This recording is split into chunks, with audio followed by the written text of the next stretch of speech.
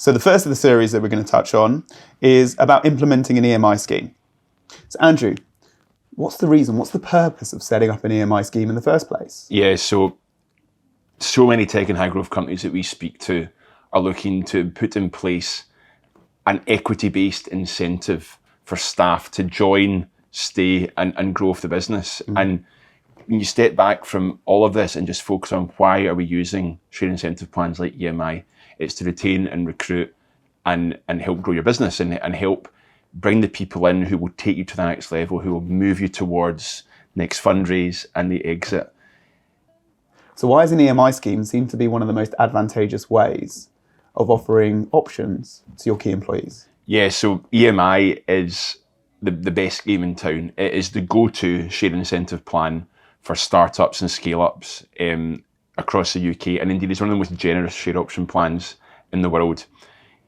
For an EMI option, you need to meet a few qualifying conditions in relation to the company. We'll move on to that. The employee needs to meet a few qualifying conditions. We'll move on to that. But why EMI?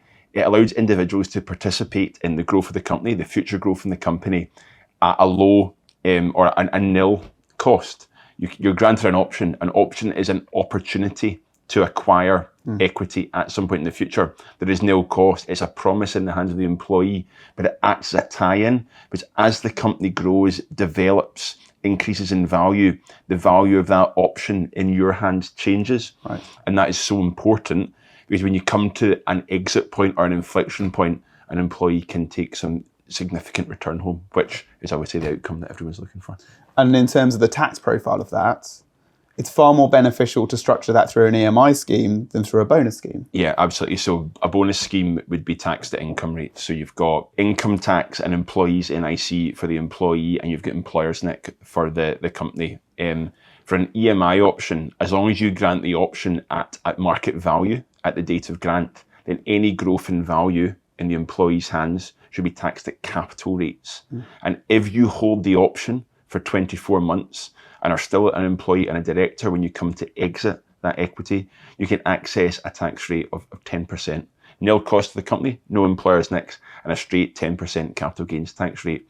If for whatever reason qualifying conditions aren't met, for example, the exit or the exit from the equity is within 2 years, it's 20% in individual tax as well, capital gains tax. So again, no company cost and a significantly lower marginal tax cost for the individual. And it's worth saying as well, actually, there's a benefit for the company Absolutely. on the exercise of those options as well. So it's not only just beneficial for the relevant individuals, but actually for the company itself who get to claim a corporation tax deduction on the exercise of those options at a later stage. Yeah, and it's a much forgotten relief, but can be a very, very useful bargaining chip in exit calculations, but it can generate a significant trading loss in the period of exercise that can be offset against future profits, and that loss can be valuable either to the company or to a future buyer.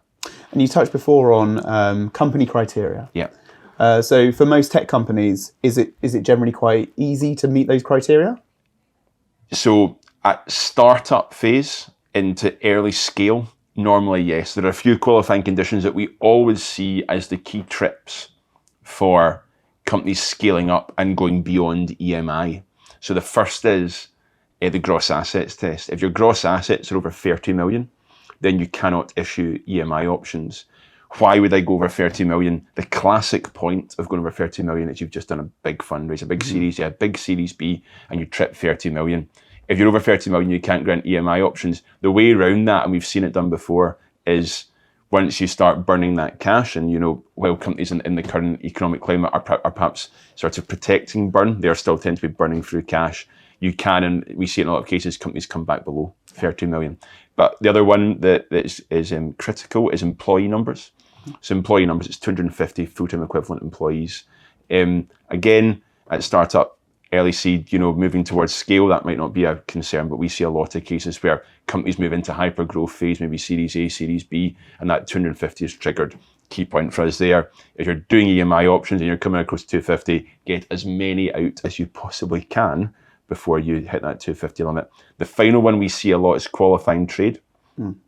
So certain types of entity cannot issue EMI options.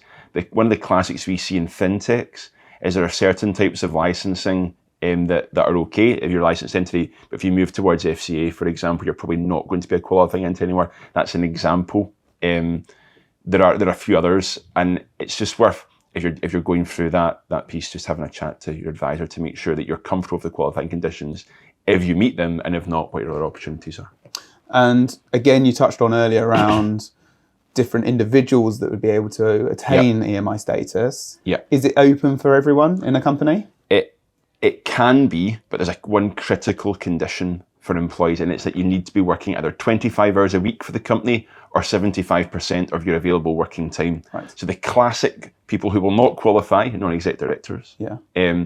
Certain directors may qualify, but they need to be working 25 hours a week for the company, and that needs to be evidenced. I'm not saying timesheets, but I am saying you can't just say, oh yeah, he's doing 25 or she's doing 25 when they're not really.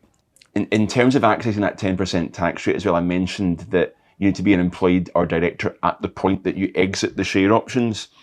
If you are an employee and or director working and meeting that working time requirement, and then at one point you fall off that, so for example, that could be you leave, you move to part-time working, you can protect the tax benefits of EMI up to the date of your departure, if you exercise the options within 90 days of leaving.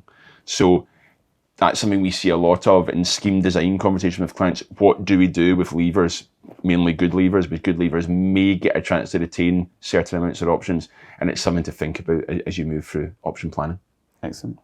So in summary, it's highly beneficial for the company, for the individuals, because they attain a much lower tax rate. As a result of it, it incentivizes key employees to stay and be retained within the business, and kind of aligns the growth expectations of the company to those of the individual. Absolutely. It's an all-round slam dunk. Absolute, all-round, everyone together.